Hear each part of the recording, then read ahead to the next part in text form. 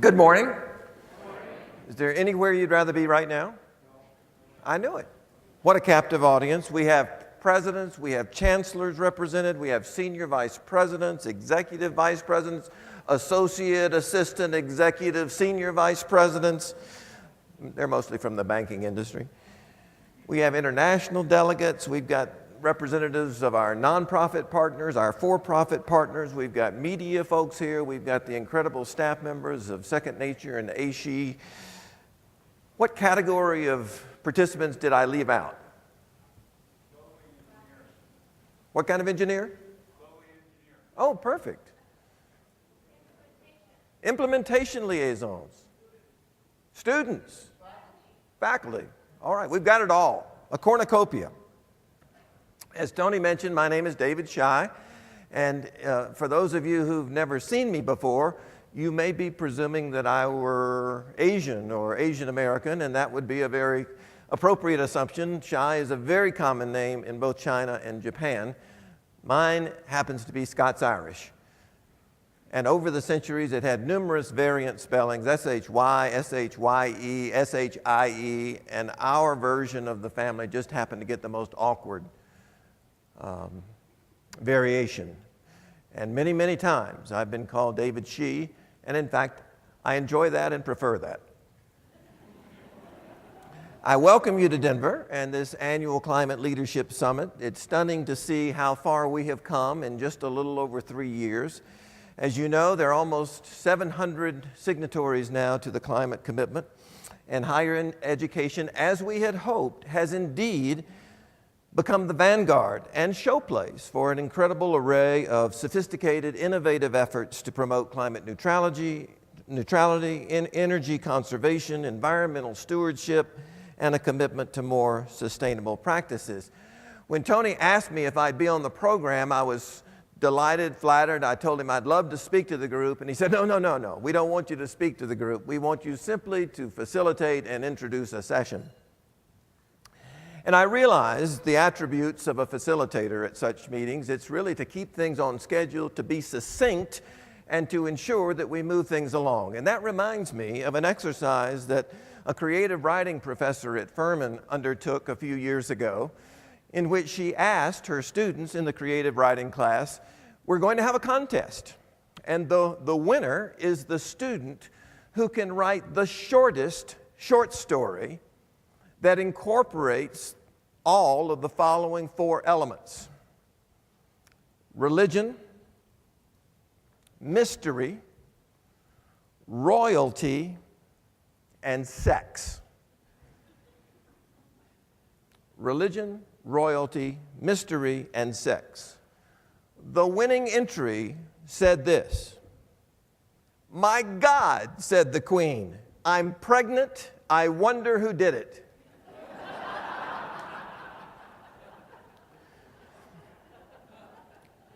Well, my hope, my mandate, is to be equally succinct. This morning, we want to showcase for you some of the early results and lessons of the climate commitment, drawing upon a very dense, textured overview of 50 signatory schools. Then, after that overview, I will provide some directions for you to divide yourselves into small groups to engage in table conversations about key aspects of the climate commitment. So my job this morning is first to inform you and then to herd you. And let's begin with the information. This fall, Second Nature benefited from the results of a comprehensive sampling of 50 colleges and universities that are participating in the climate commitment at various stages. They include all types of institutions: baccalaureate 1, master's granting, doctoral granting, community colleges, and special institutions. The survey was funded by a grant from EPA, and it was coordinated by a third-party consulting group known as the Eastern Research Group. Among the findings were a consensus about the best practices associated with the climate planning process. One of those first best practices was engage all of your stakeholders early in the process. That's incredibly important, and so many of these best practices that have emerged from this survey are equally appropriate to similar comprehensive planning exercise, whether it be a university strategic planning process. Similarly, what you want to do is engage all of your stakeholders as soon as possible, enable them to gain a sense of ownership in the process. For example, at Furman, we very intentionally created a huge climate planning task force that included students, faculty, staff, administrators, trustees, alumni, representatives of the community, the Greenville community, 5 miles away from Furman. So our intention was to create a sprawling group that, yes, was too large for the most efficient planning, but more important, it included all of the possible stakeholders, direct and indirect, in the eventual process of implementing a climate plan, and it garnered ownership early on. Equally important, of course, is infusing credibility into the process early on, and in particular, those campuses that delegate the administration of the climate action planning process to staff members need to ensure that that major activity, that requirement, that assignment is actually an explicit part of their job description and their performance evaluation. So there's a direct correlation between the significance of that activity and their perception of their role and responsibility on the campus. Senior leadership support, it's absolutely crucial. We all know of the stereotypical examples of projects or initiatives that a campus undertakes, but it never has explicit and authentic leadership involvement from the top. In many cases, that leadership is occurring naturally on campuses. That is, the president or the chancellor genuinely embraces the climate commitment and all of the associated activities. In other cases, however, that role of the president or the chancellor has been much more passive, even peripheral, and so something has to be done very intentionally in those circumstances to ensure that that changes. Otherwise, the process will be much less effective and much less fulfilling. Behavioral change. As I think all of you appreciate from the activities on your campus,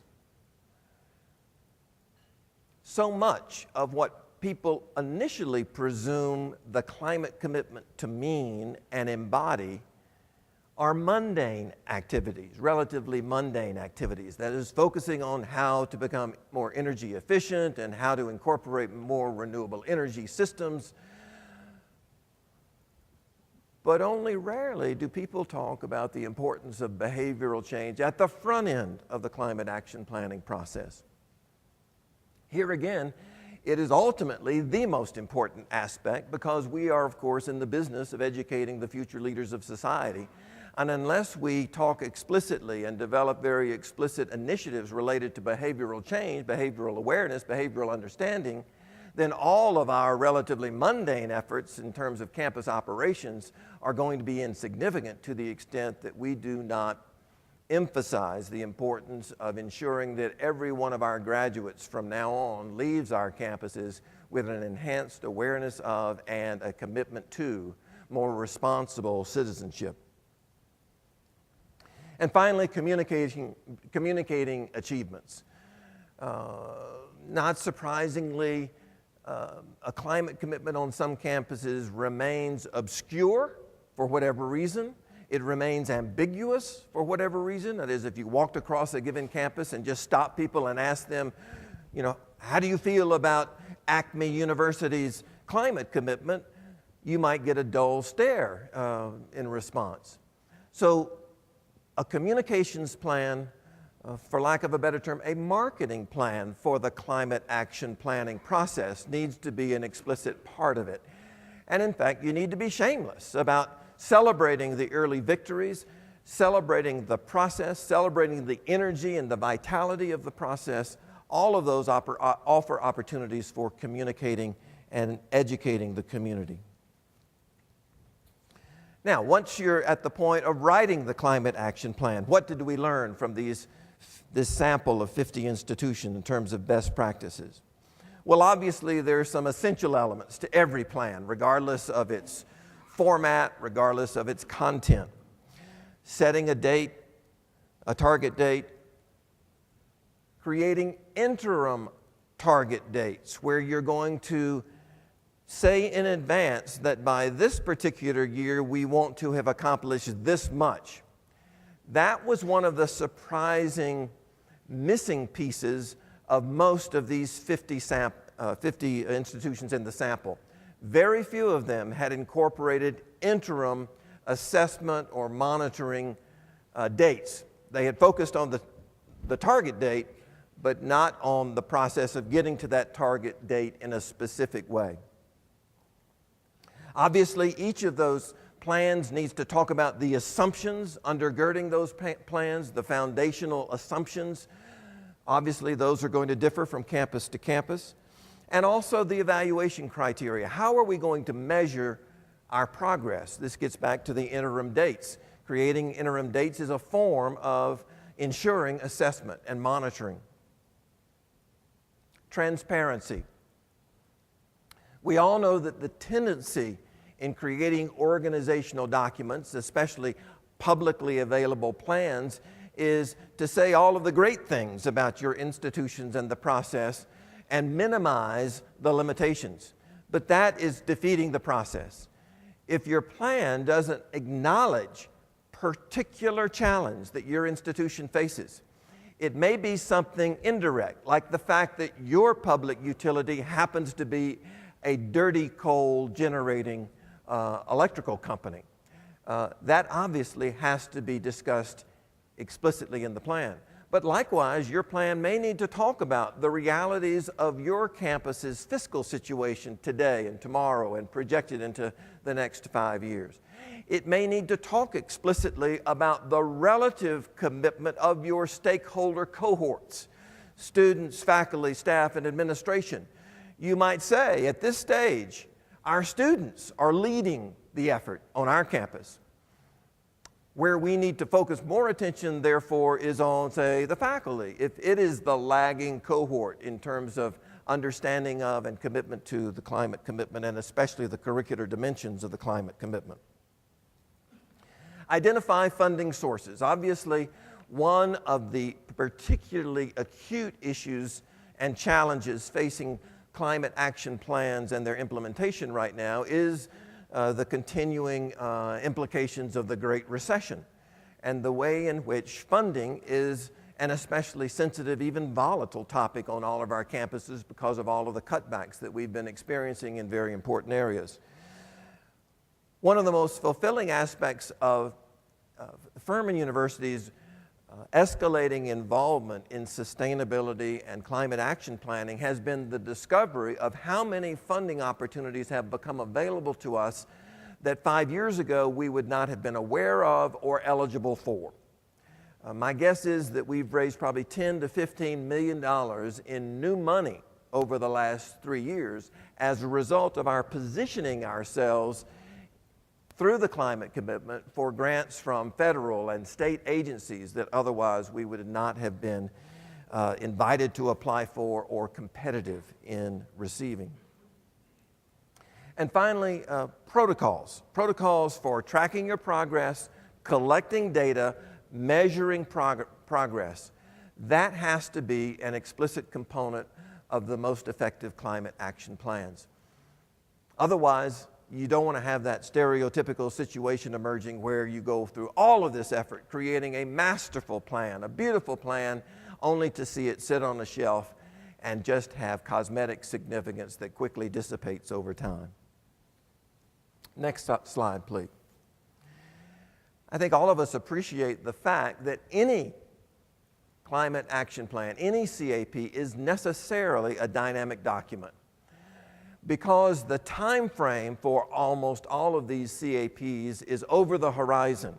Necessarily, many of the elements, many of the objectives, many of the contextual issues, many of the constraints are going to change over the next 2 years, 5 years, 10 years, 15 years, and in some cases 50-year horizons for some campuses. So obviously the plan has to be viewed as dynamic. You have to continuously update it, freshen it, reassess it, revise it, and not be apologetic about that. Be explicit about acknowledging that it's going to change. Things are going to change. Administrations are going to change. New presidents, new chancellors, new boards. I believe that that's healthy rather than it being necessarily a burden. Yes, it's more an art than a science. That is, there's a lot of subjectivity associated with climate action planning. There are judgment calls that are strewn throughout these plans, and therefore you need to acknowledge that it's not going to be set in stone, and it's going to involve a lot of judgment calls and trade-offs. I think more than any other enterprise that I can think of, sustainability involves trade-offs, compromises, pragmatic choices. Extremism just is not going to get things done in the sustainability arena. We've talked about establishing protocols, timelines, new action strategies. That is, again, dynamic documents. So 2 years from now, you may incorporate very different strategies for different aspects of it.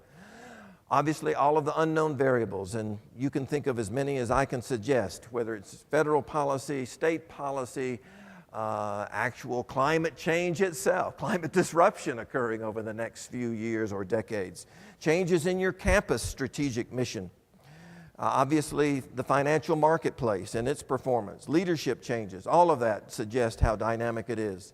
Next slide, please. Obviously, your campuses are at very different stages. Some of you are in the very first year of your signatory status. Others are in your third year. You're already implementing your plan. But some of the key success factors in terms of all of those possible stages would be, obviously, obtain the commitment through your institutional leadership, establish a collaborative small steering committee that's interdisciplinary, that represents all of your key constituent groups, including trustees. I cannot emphasize that enough. Get trustees involved in the planning process, not just the approval process, but engage them as participants, as stakeholders in the evolution of the plan. Don't try to get to the end point in the first year. That is, take small steps. You need early successes, low-hanging fruit, whatever the cliche, the metaphor. Obviously, it's better to gain credibility on your campus by focusing on early successes than daunting goals that may not be reached in the first or second year, and then you have the dilemma of explaining to the community, well, I'm sorry, we goofed. Passionate volunteers. Enthusiasm makes all of the difference. You know, Emerson once said that you give me an enthusiastic group of people and I can conquer the world.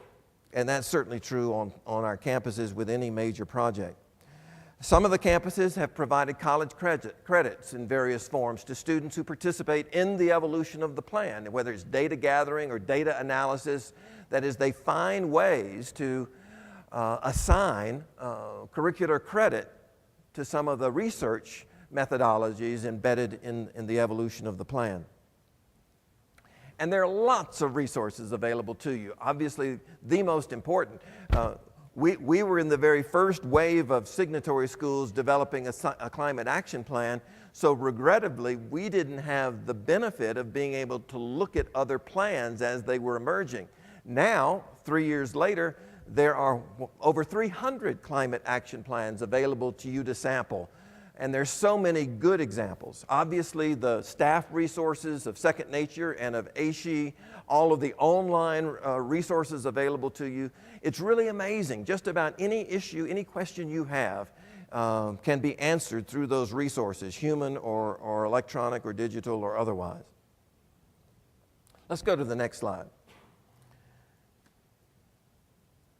Again, this is somewhat redundant in terms of some of the things we've already mentioned. But obviously, these are the essential steps or stages in the evolution of the climate planning process. Next slide.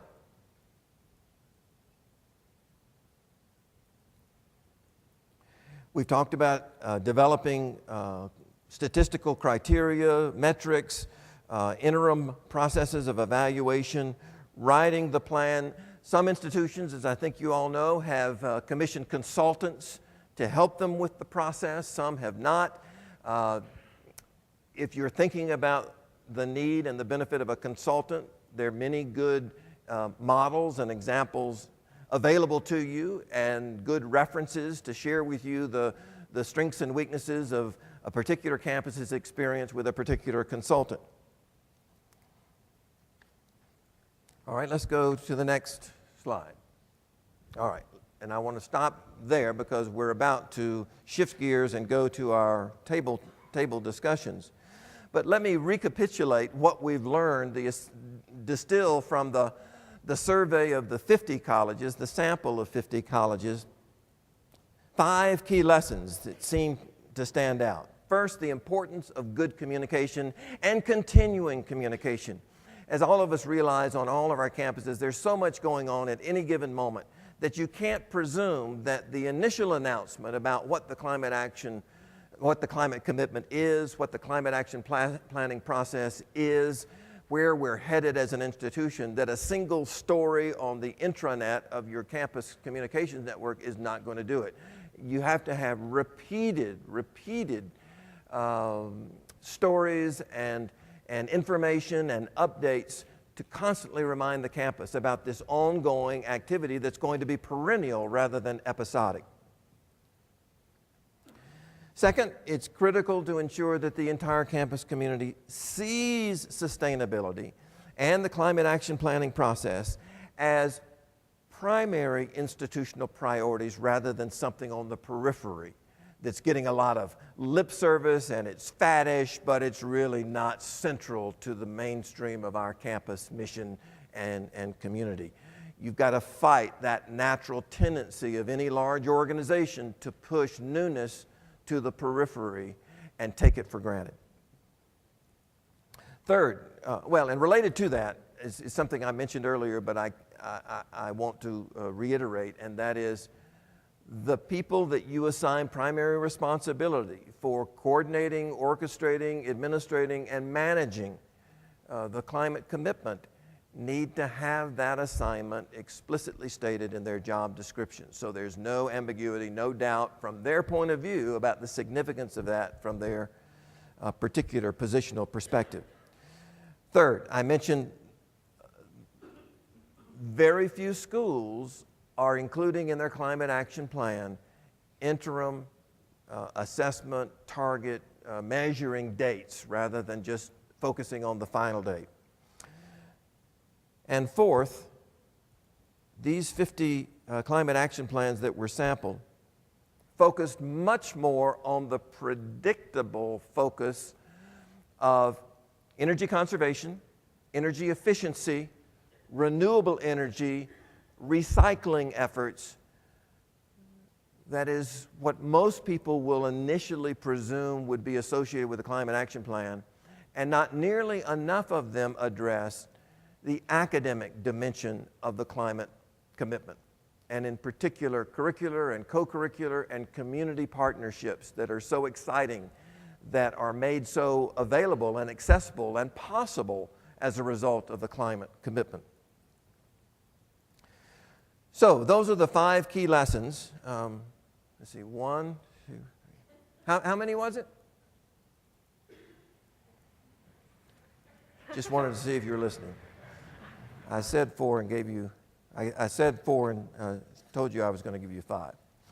Now, we're going to shift gears and we're going to engage you in a conversation about some very focused issues and activities associated with the climate action process. And to do so, we have identified a long list of topics that are listed in your program, and each of the tables has a numerical identifier and a color-coded component to help you find the table of your interest. And let me quickly go through the list. There is a financing category, and within that there's a table focused on financing strategies for the climate commitment. There's a table focused on carbon offsets. There is an academic topic Sustainability in the curriculum. There are actually two tables related to that. Campus as a living laboratory that is using your campus sustainability projects as a co-curricular activity for classes. Experiential and service learning, the humanities, social sciences, and the arts. Are these disciplines going to be drawn into the orbit of the climate commitment? Yes, the answer is yes, but it's going to take creativity and initiative on your part to ensure that the entire curriculum feels that it has a place in the climate commitment activities. Then there's a category called institutionalization, and these are very generic. That is implementation, early stage. If your campus is in the first phases of following the climate commitment, then that table is for you. Then we have intermediate phase. You may have completed your GHG inventory and now you're beginning the CAP planning process. And then finally, advanced. You might be in the third year in terms of your institution's involvement with the climate commitment, and now you're in the implementation phase rather than the developmental phase. We've got a category called partnerships, federal and state policy, and some of the opportunities afforded by those government agencies to collaborate. Civic partners. The climate commitment offers such wonderful opportunities for town-gown relationships, for deepening and enriching. Just to give you one example, Furman sits outside of Greenville, the city of Greenville, largest city in the state of South Carolina. And here we're now in the implementation of our campus climate action plan, and the city of Greenville now wants to create its own climate action plan, and not surprisingly, they have asked us if we would share our expertise and our experience, being about 3 years ahead of them as they mobilize all of the resources to undertake that activity. There's a table focused on interinstitutional partnerships.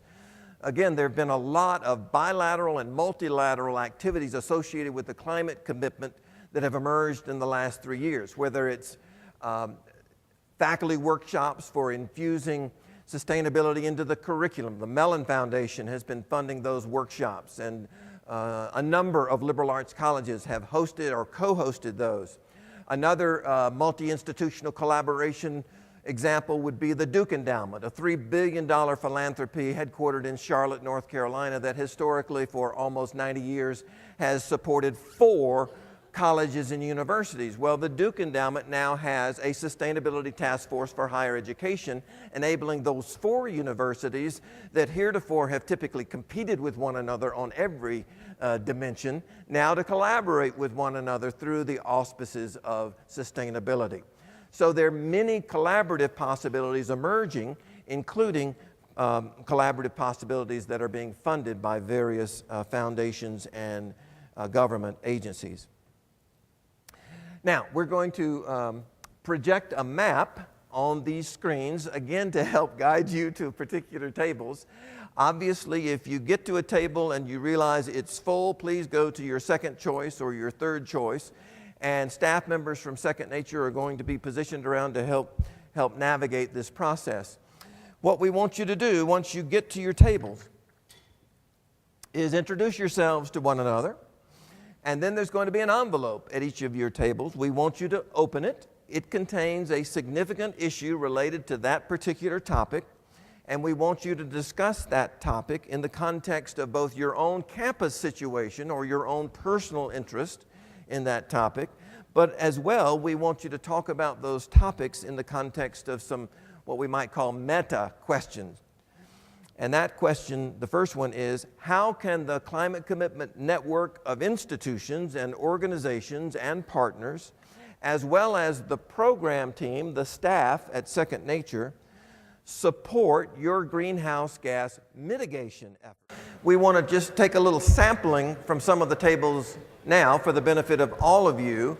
And then, of course, all of your tear sheets are going to be on the wall. And we would like you, sometime in the break between now and the next session, all of you individuals, to grab one of your Post-it dots and go vote on what you think are the most compelling topics or issues or areas of research that the Climate Commitment Network, and that includes Second Nature, that includes ACUPCC, should be focusing on in terms of supporting the individual campus efforts.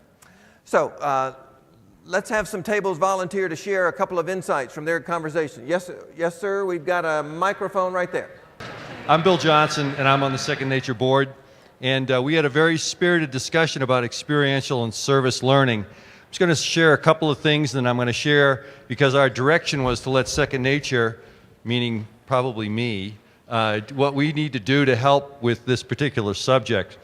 We talked about using continuous improvement with service learning. We talked about feedback mechanisms. We discussed the curriculum being tied not only internally to operations maybe on campus, but also obviously tied to the community and the impact that can have. We discussed a little bit about professional development and training and the importance it is for faculty to be trained properly so that they can, it's almost like training faculty on sustainability. This is obviously part of it, so they feel comfortable with incorporating service learning into their curriculum modules so that they get it, so they can start thinking outside the box and go, gee, maybe we could actually take this into the community and do something with it. So that was something. And in relation to that, we identified a couple of things Second Nature could do, which would be for professional development and training, what types of programs might be appropriate and available for staff, faculty to go to during the year to actually experience experiential education. You know, where can you get some training on this to kind of get infected? Because this stuff all has to be viral if it's going to work. And then the other thing that I brought up, because I'm a business partner, is for Second Nature to identify some business partners who might be willing to come in and actually be part of an experiential training, which I actually did last year at Dartmouth, which was an awful lot of fun going actually back to college. I didn't think they'd even let me in the door, but they did. And I had a great time with students actually talking about what we do as an engineering firm, and it was really very engaging. So what partners are out there that Second Nature could identify to do that? I'm not going to take too much more time. On the service learning, as far as the number 2 here, how can it really impact the climate disruption, is real true service learning could establish real solid networks with the community so that if the community needed information on climate, on what to do with energy or weatherization or a lot of real practical information, the service learning aspects could be a real source of information for them to get things done. And it would be a resource, we said, developing resources and a focal point for the community.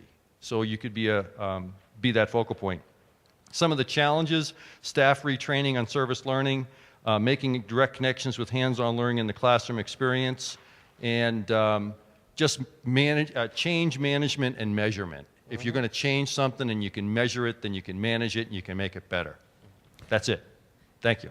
And related to your emphasis on service learning, experiential learning, and co-curricular activities, I think every campus can adopt a very explicit assumption, and that is, let's look at every project we undertake as a campus community related to sustainability and/or the climate commitment, and figure out a way that each of those projects will have a learning dimension to it. That is, that we can involve students and faculty, classes, in doing research related to it. For example, if you're installing a geothermal heat pump system, involve a physics class in working through the physical engineering issues associated with that project, or a solar energy project, or a partnership with your community, offering research opportunities to your faculty and students to do some research projects related to a class in the community. So it just needs to be constant, thinking that every project has got to have a learning dimension to it. Yes, sir.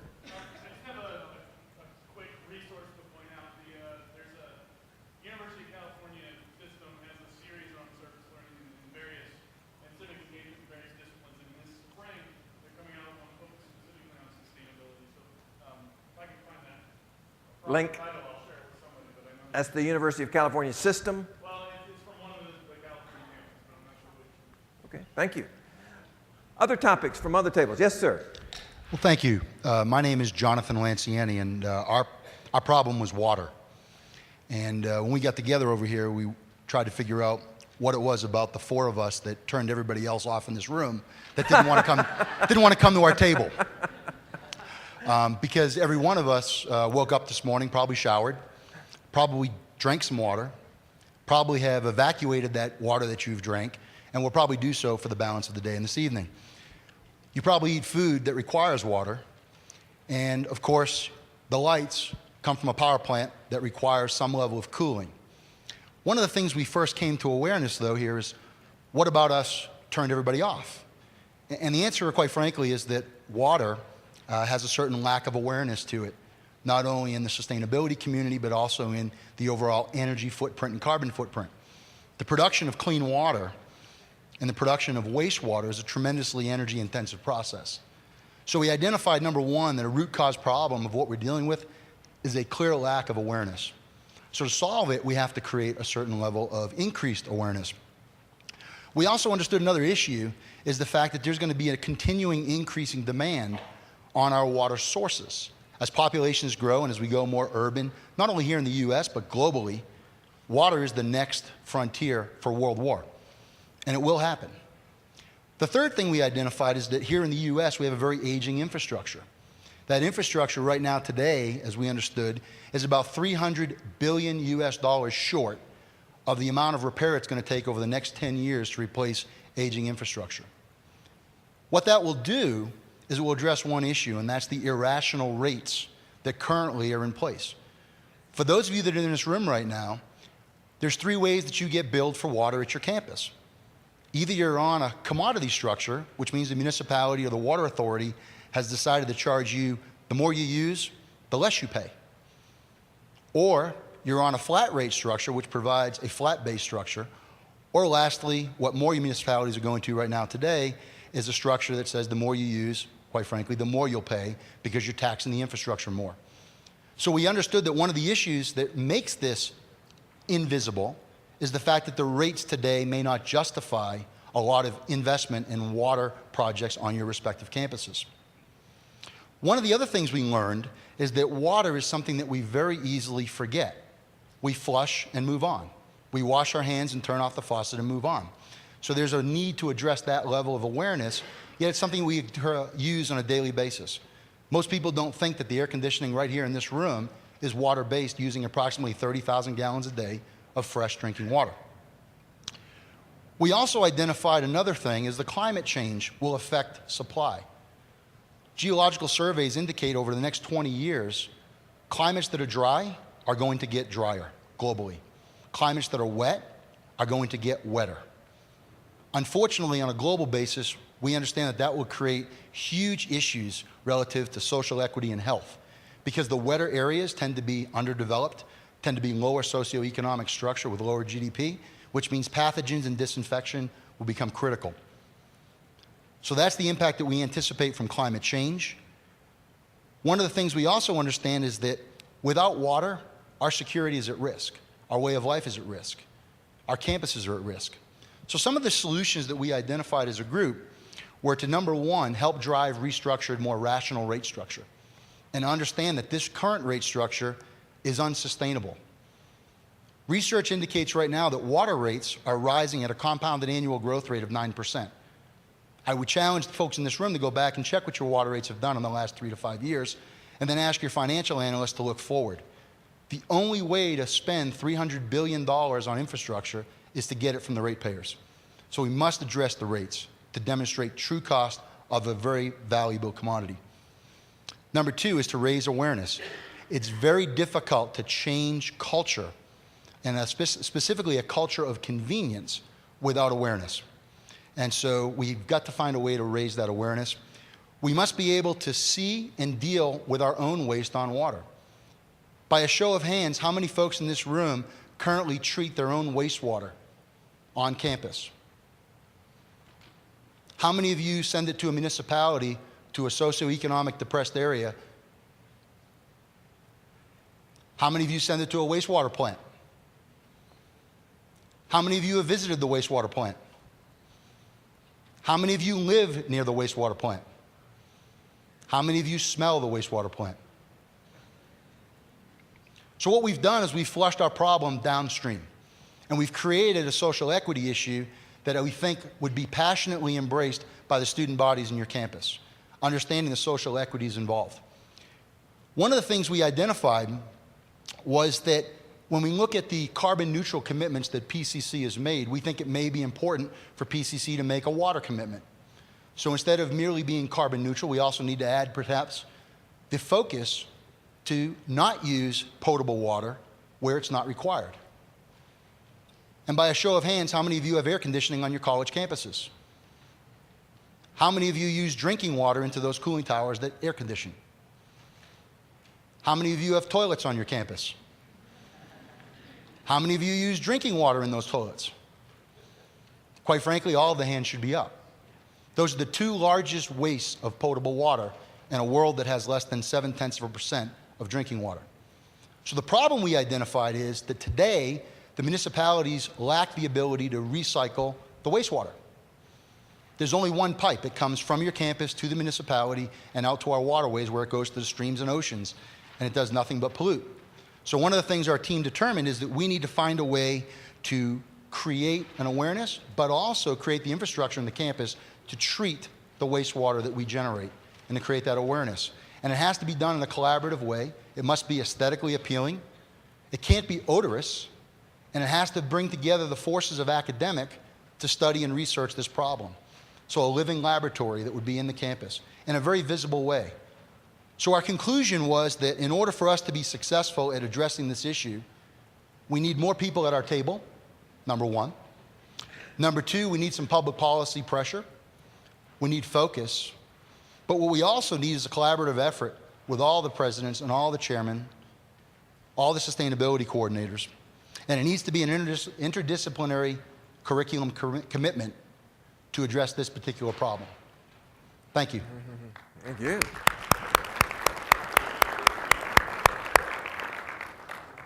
What a splendid summary, and what an interesting coincidence. Just 10 minutes ago, I was having a conversation with Mike Kempa, who heads up the higher education division for Honeywell, and we were talking about the vogue of real-time data monitoring systems for campus buildings, and yet very little attention has been given to a similar effort related to water usage, and how beneficial it would be to have the same communication, behavioral change benefits associated with those data monitoring systems with our water systems as well as our energy systems. Right over here. Yes, ma'am.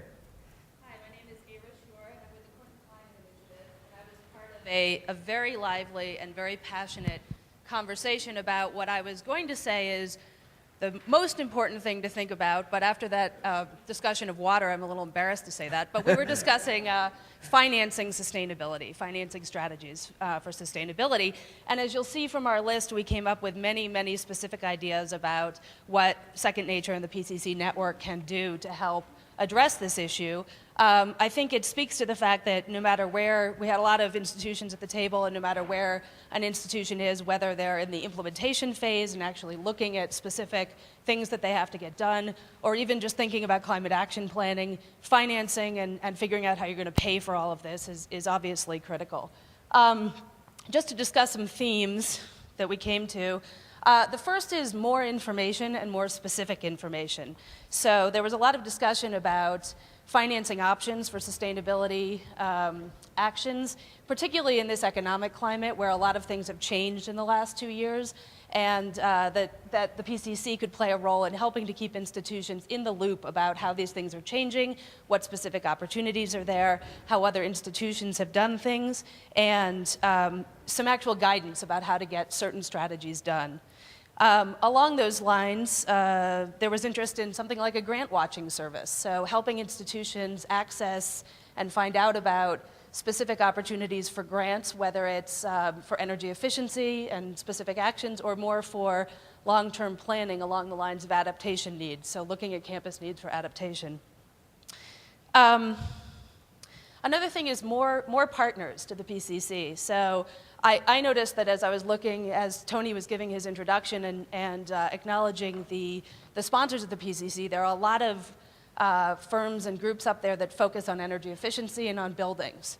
So reaching out to the larger network and finding nonprofit partners, industry partners who focus on the other aspects of climate action planning, whether it's transportation or waste, and bringing their expertise to the table, specifically around how to finance those activities, but also just general expertise was another example.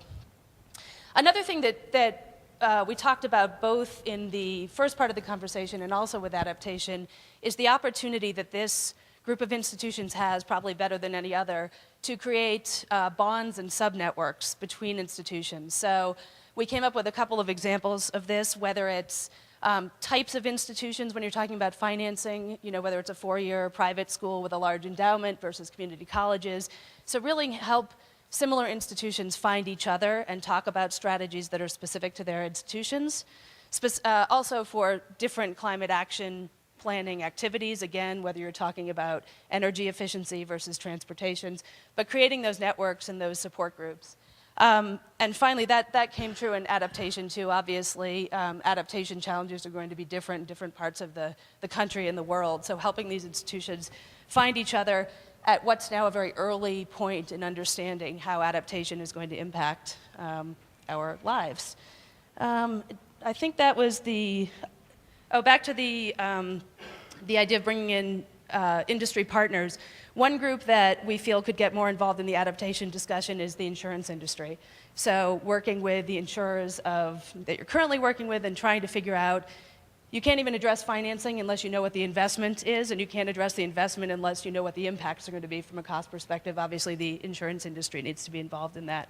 So those were our general themes. We've got about 50 ideas up here, so bring your dots on over. Thank you. Very comprehensive. All right. One more? Last one. Angela?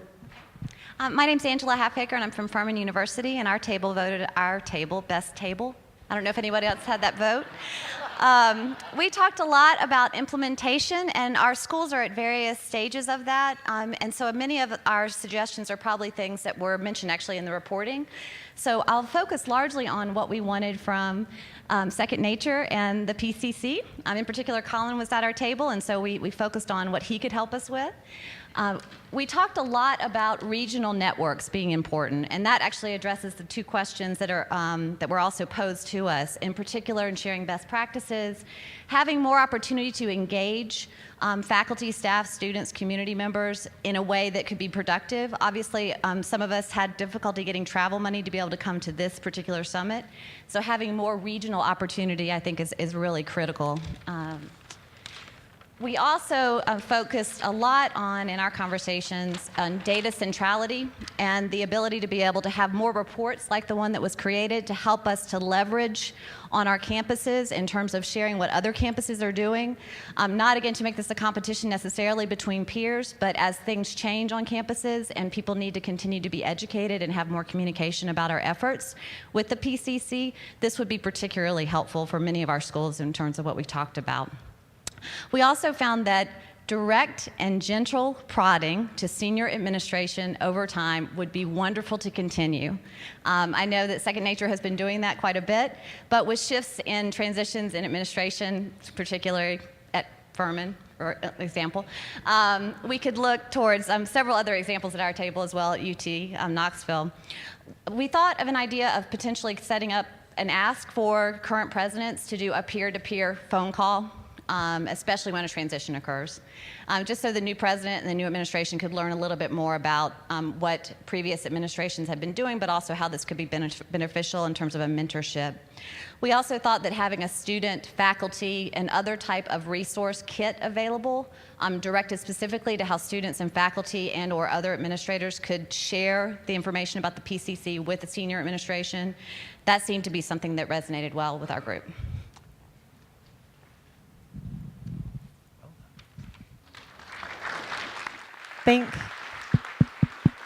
Thank you. Hello? Thanks, Angela. Can I have this mic on, please? Thank you. Hello? Got it on. Anyways, I'll use this one.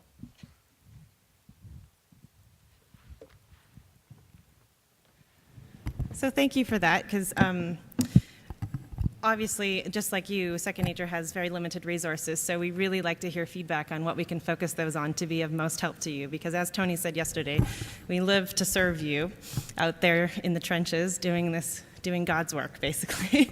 And so this actually gave us a whole bunch of new ideas and reinforced some ones that we'd already been thinking about, so this is terrific. Thank you. So David has asked me to give you some instructions on the voting process. So as we do want to focus our efforts on the things that are most important to you, what we're going to do is ask all the scribes or someone else from your table to stick your sticky notes up on the wall. If you wrote on the wrong side of the sticky note, we have some tape. That happens, no big deal.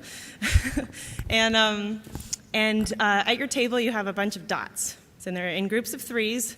Each person gets 3 votes. No double voting, no stuffing the ballots. I'm going to keep an eye.